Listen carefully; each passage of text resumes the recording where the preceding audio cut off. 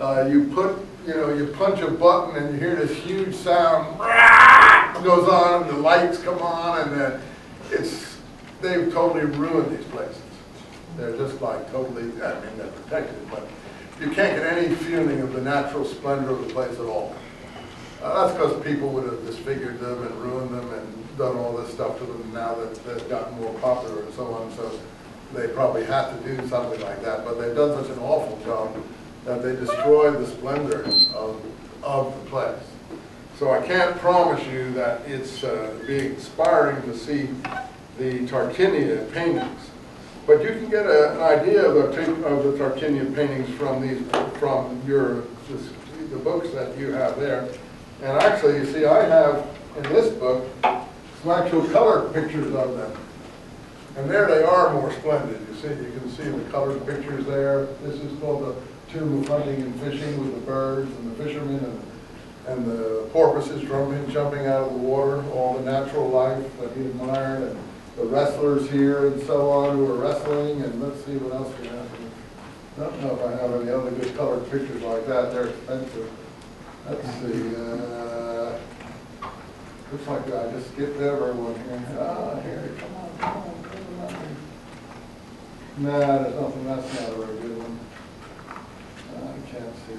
I guess I showed you, but that's not. This is inside of Chivetri. You can't really see much. But that is a great picture, the one of the hunting and fishing tomb there in the color. Here's some more good ones.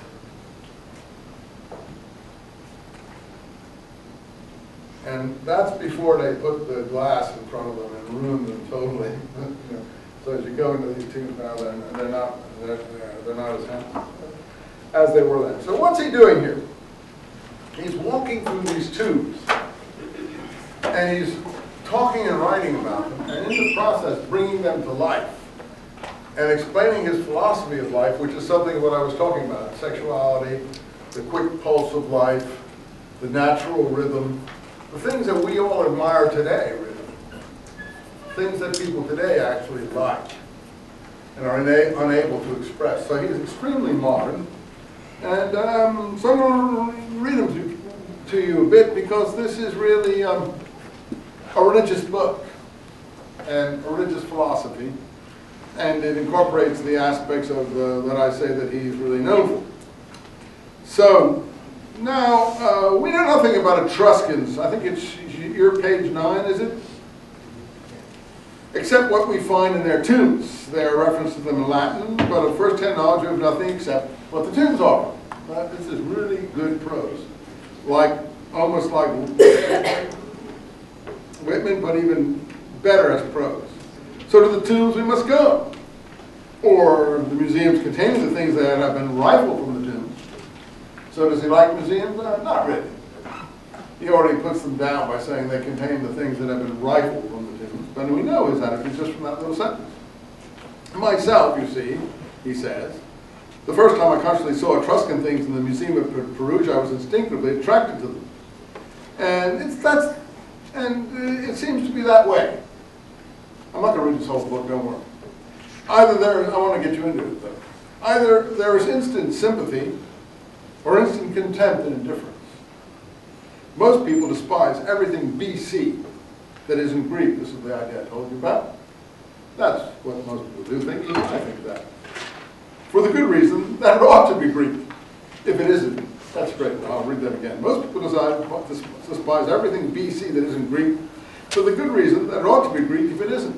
Which is, it's so easy, so facile, so easily written.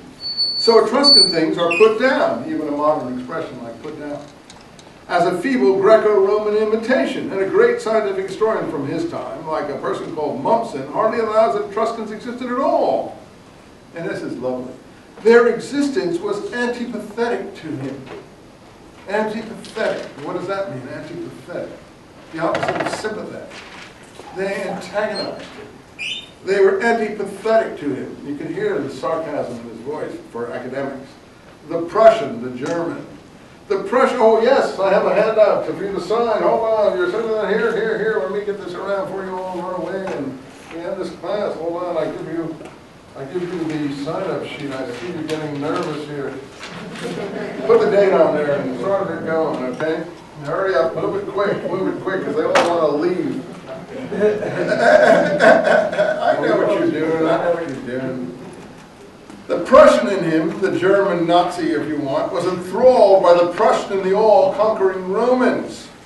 So being a great scientific historian, that's in his period, he almost denies the very existence of the Etruscan people. He didn't like the idea of them. See, this is great prose. Look how easily you can read it.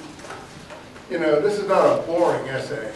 This is really an exciting essay. That was enough for a great scientific historian.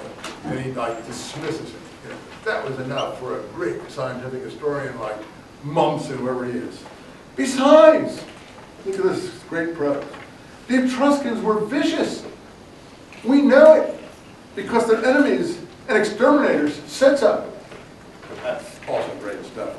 Just as we knew the unspeakable deaths of our enemies in late war, who isn't vicious to his enemy? To my detractors, I am the very effigy of vice. A la bonheur. What does that mean, a la bonheur? Good luck to you. You know, toast to you. A la bonheur. Yeah, sure, right. A la bonheur. Good. However, those pure, clean-living, sweet-souled Romans who smashed nation after nation and crushed the free soul in people after people and were ruled by Messalina and Heliogabalus and such like snowdrops, they said the Etruscans were vicious. So basta.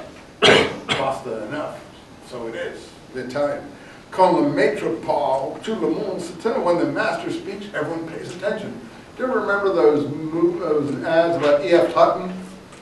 They're talking about the stockbroker, E.F. Hutton, and the guy says, oh, when E.F. Hutton speaks, everyone is listening to the stockbroker type thing, and the whole room turns. And it's like, when the master speaks, everyone must listen. The Etruscans were vicious. The only vicious people on the face of the earth, presumably. You and I, dear reader, we are two unsullied snowflakes, aren't we? We have every right to judge. Myself, however, if the Etruscans were vicious, I'm glad they were. To the Puritan, and here he starts announcing his philosophy. All things are impure, as somebody says, and those naughty neighbors of the Romans at least escaped being Puritans. So now we're seeing what it is in the Etruscans he loves, you know. And the Romans were a bit, though they were totally corrupt and, you know, vice-ridden, they admired virtue supposedly, and they were somewhat puritanical.